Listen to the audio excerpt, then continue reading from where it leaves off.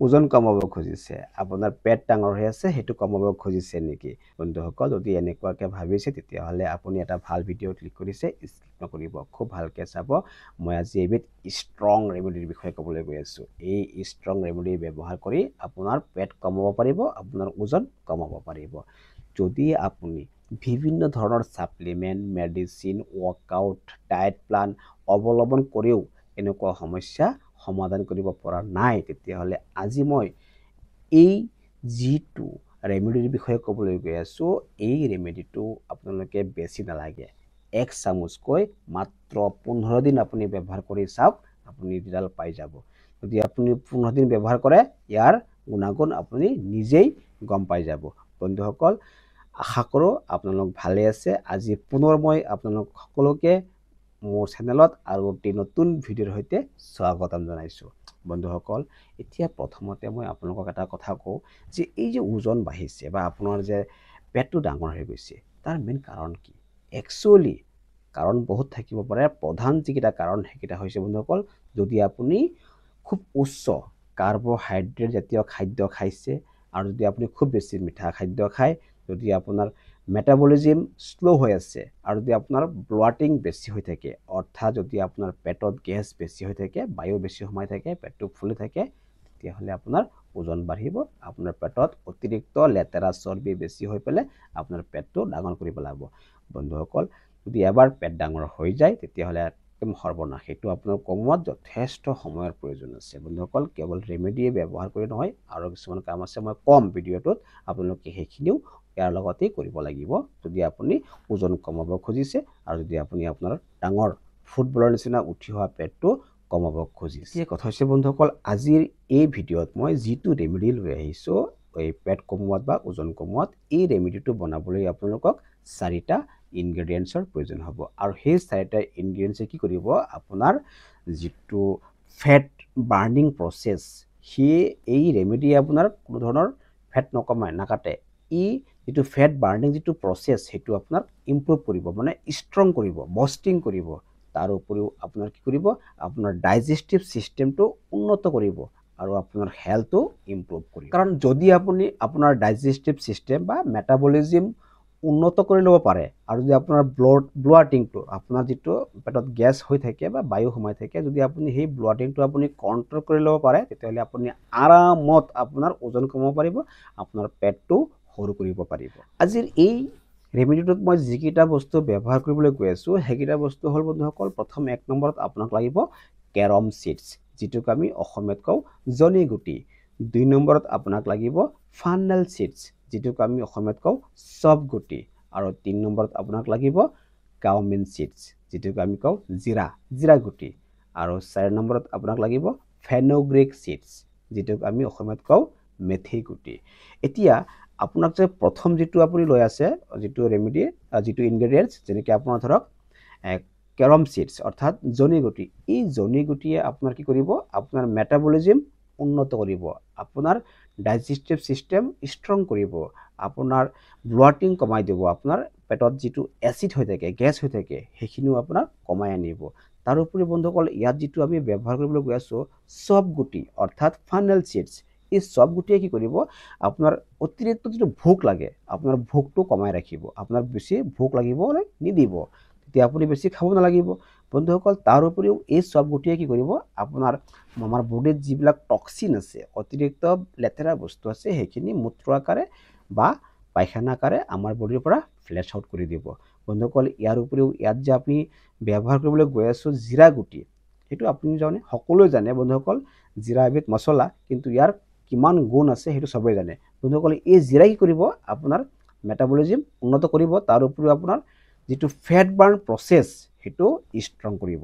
সি নিজে বাৰ্ণ নকৰে, কিন্তু ফেট বাৰ্ণ প্ৰচেছটো ষ্ট্ৰং কৰিব এই জিৰাই। তাৰ উপৰিও বন্ধুসকল, এই জিৰাই কি কৰিব, আপোনাৰ ডাইজেষ্টিভ ছিষ্টেম উন্নত কৰিব। তাতে আপুনি যিটো ব্যৱহাৰ কৰিবলৈ গৈ আছে ফেনুগ্ৰীক চিডছ অৰ্থাৎ মেথি গুটি, আপুনি জানে মেথি গুটিৰ বহুতো গুণ আছে, ঔষধি গুণ আছে। বন্ধুসকল, এই মেথি গুটিয়ে আপোনাৰ আমাৰ ইণ্টাৰনেল যিবিলাক অৰ্গেন আছে আৰু তাৰ গাত যিটো লাগি থকা চৰ্বি আছে, তাৰ কাৰণেতো পেটটো ডাঙৰ দেখি। একচুৱেলি পেট কি হয়, আপোনাৰ নাড়ী ভুঁড়ি ডাঙৰ নহয়, আপোনাৰ তাত চৰ্বি জমা হয়, সেইবিলাক বেয়া চৰ্বি, সেই চৰ্বিখিনি গলাত বা চৰ্বিখিনি প্ৰাণ হোৱাত সহায় কৰিব এই মেথি গুটিয়ে। ঠিক আছে, এতিয়া বন্ধুসকল এই চাৰিওটা বস্তু আপোনাৰ চাওক তেওঁলোকৰ নিজৰ ঠাইত খুবেই ষ্ট্ৰং। এতিয়া যদি এই চাৰিটা বস্তু আপুনি একলগ কৰি দিয়ে আৰু ষ্ট্ৰং হ'ব নে নাই? নিশ্চয় আৰু ষ্ট্ৰং হ'ব। আপুনি এতিয়া এই চাৰিটা বস্তু একেলগত লৈ পেলাই এই ৰেমেডিটো এবাৰ বনাই লওক। বন্ধুসকল এতিয়া এই ৰেমেডিটো বনাবলৈ আপুনি কি কৰিব জানেনে?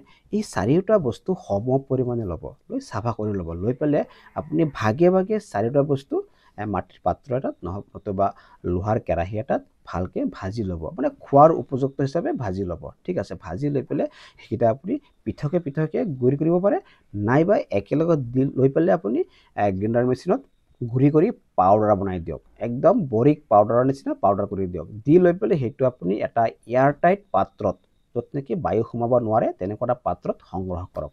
আপোনাৰ ৰেমেডি তৈয়াৰ হৈ গ'ল। এতিয়াতো আপুনি কেনেকৈ ব্যৱহাৰ কৰিব লাগিব? বন্ধুসকল বেছি টান নহয়, একেবাৰে সহজ। আপুনি কি কৰিব জানেনে? দৈনিক এগিলাচ পানীত 1 চামুচ, ইয়াতকৈ বেছি নল'ব দেই, আপোনাৰ দৈনিক 1 চামুচি যথেষ্ট। 1 চামুচ পাউডাৰ আপুনি এগিলাচ কুহুমীয়া গৰম পানীত লৈ লওক। লৈ পেলাই ভালকৈ মিলাওক। তাত আপুনি পাৰিলে অকণমান কি দিয়ক, ক'লা নিমখ দি লওক আৰু অকণমান নেমু ৰসো দি লওক। দি লৈ পেলাই সেইটো আপুনি ভালকৈ মিলাই লৈ পেলাই ৰাতিপুৱা খালী পেটত খাবলৈ শিকক। যদি আপুনি ৰাতিপুৱা খালী পেটত নাখায়, আপুনি ৰাতি আহাৰ খোৱাৰ আগত খাই লওক। এনেকৈ আপুনি বেছি নালাগে, মাত্ৰ 15 দিন ব্যৱহাৰ কৰক না, আপুনি ইয়াৰ ফলাফল নিশ্চয় পাব। মই ডাঠকৈ ক'ব পাৰিম যে আপুনি এই ৰেমেডিটো এনেকৈ ব্যৱহাৰ কৰক, আপুনি ইয়াৰ গুণাগুণ নিশ্চয় লাভ কৰিব। বন্ধুসকল এতিয়া আৰু এটা কথা কৈ লৈছোঁ, ৰেমেডিহে, ই কোনো যাদু নহয় যে একেৰাতিৰ ভিতৰতে আপোনাক একদম শ্লিম কৰি পেলাব, আপোনাৰ ওজন কমাই দিব, আপোনাৰ পেট একদম সৰু কৰি পেলাব। সেনেকুৱা নহয়। আপোনালোকে ধৈৰ্য সহকাৰে এইখিনি অলপ দিন ব্যৱহাৰ কৰিব লাগিব। লগতে আপোনালোকে আৰু কিছুমান কৰিবলগীয়া কাম কৰিব লাগিব, যেনেকৈ আপোনাৰ ৱৰ্কআউট কৰিব লাগিব, আপুনি ফিজিকেল এক্টিভিটি কৰিব লাগিব। আপুনি ধৰক ফিজিকেল এক্টিভিটিৰ ভিতৰত ধৰক আপোনাৰ তেনেকুৱা কিবা সা সৰঞ্জামেৰে কৰা এক্টিভিটি নকৰিলেও হ'ব। যদি আপোনালোকে পাৰে কৰক, আৰু যদি নাই তেতিয়াহ'লে আপোনালোকে ঘৰতে কি কৰিব পাৰে, এনেকুৱা যিবিলাক এৰবিক, ধৰক আপোনাৰ ছুইমিং, আপোনাৰ ৰানিং, জগিং, চাইকেলিং, পুছ আপ, আপোনাৰ পুল আপ, আপোনাৰ স্কোৱাটছ, আপোনাৰ লাগেজ, আপোনাৰ প্লেংকছ, এনেকুৱা ব্যায়ামবোৰ আপোনালোকে ঘৰতে কৰিব পাৰে, যাৰ কাৰণে কি কোনো ধৰণৰ সা সৰঞ্জামৰ প্ৰয়োজন নাই। বন্ধুসকল এইখিনি ব্যায়াম কৰক আৰু এই ৰেমেডিটো ব্যৱহাৰ কৰক। লগতে আপোনালোকক মই কওঁ যে আপোনালোকে ফ্ৰুটছ বেছি খাওক, ফাইবাৰযুক্ত খাদ্য বেছি খাওক। এনেকুৱা মিঠাজাতীয় খাদ্য বা ফাষ্টফুড, ভজা পোৰা খাদ্য, সেইবিলাক আপোনালোকে একেবাৰে এৰি দিয়ক। মিঠাজাতীয় খাদ্য একেবাৰেই নাখাব। বন্ধুসকল এইখিনি ৱৰ্কআউট কৰক আৰু এনেকুৱা আপোনালোকৰ যিখিনি ধৰক ডায়েট প্লানটো লাগিবই, এটা ডায়েট প্লান আপোনালোকে ভালকৈ নিজে চাই চিতি বনাই ল'ব, য'ত নেকি আপোনালোকৰ যিবিলাক উচ্চ কেলৰি আছে সেইবিলাক যাতে নাথাকে, অৰ্থাৎ বেছি কাৰ্বছ থকা বা বেছি ফেট থকা খাদ্যবিলাক আপোনালোকে তেনেকৈ চাই চিতি খাব আৰু এনেকুৱা ব্যায়ামবোৰ কৰক। লগতে এই ৰেমেডিটো ব্যৱহাৰ কৰক, অলপ দিন চাওক, বেছি নালাগে, মাত্ৰ 15 দিন চাওক। কৰি পেলাই যদি এটা ভাল ফল পায় তেতিয়াহ'লে আপোনালোকে এইটো অলপ দীঘলীয়াকৈ কৰি দিব, হয়তো আপোনালোকে ইয়াৰ পৰা ভাল উপকৃত হ'ব। বন্ধুসকল ইয়াতে মই আৰু এটা কথা কৈ লৈছোঁ, কোনো গৰ্ভৱতী মহিলাই এই ৰেমেডিটো ব্যৱহাৰ নকৰিব। আৰু যদি কোনোবাই ব্ৰেষ্ট ফিডিং কৰাই আছে, অৰ্থাৎ যদি বাচ্চাই গাখীৰ খুৱাই আছে, তেনেকুৱা মহিলাও এই ৰেমেডিটো ব্যৱহাৰ নকৰিব। যদি আপোনাৰ উচ্চ ৰক্তচাপ হৈ আছে বা হাই ব্লাড প্ৰেছাৰ, হাই ডায়েবেটিছ হৈ আছে, তেতিয়াহ'লেও আপোনালোকে এজন ভাল অভিজ্ঞক নোসোধাকৈ এই ৰেমেডিটো ব্যৱহাৰ নকৰিব। বন্ধুসকল আশা কৰোঁ আজিৰ ভিডিঅ'টো চাই পেলাই আপোনালোকে কিবা নহয় কিবা এটা শিকিব পাৰিছে আৰু আজিৰ ভিডিঅ'টো চাই পেলাই আপোনালোকে ভাল পাইছে। যদি ভাল পাইছে লাইক এটা কৰিব, আৰু যদি আপুনি মোৰ চেনেলত আজি প্ৰথম ভিডিঅ' চাই আছে তেতিয়াহ'লে মোৰ চেনেলটো প্লিজ ছাবস্ক্ৰাইব কৰি ল'ব, লগতে বেল আইকনটো দবাই থ'ব, যাতে পৰৱৰ্তী ভিডিঅ'ৰ নটিফিকেশ্যন প্ৰথমতে আপুনি পায়। বন্ধুসকল যদি ভাবিছে আনেও উপকৃত হওক, তেতিয়াহ'লে মানৱতাৰ খাতিৰত ভিডিঅ'টো শ্বেয়াৰ কৰি দিব। বন্ধুসকল সুখত থাকক, শান্তিৰে থাকক, সদায় পৰ্যাপ্ত পৰিমাণে পানী খাব, দৈনিক কমেও 1-1.5 ঘণ্টা ব্যায়াম কৰিব। আকৌ লগ পাম নতুন ভিডিঅ'ত, নতুন টপিকছত, তেতিয়ালৈকে মোক আহিব দিয়ক। ধন্যবাদ।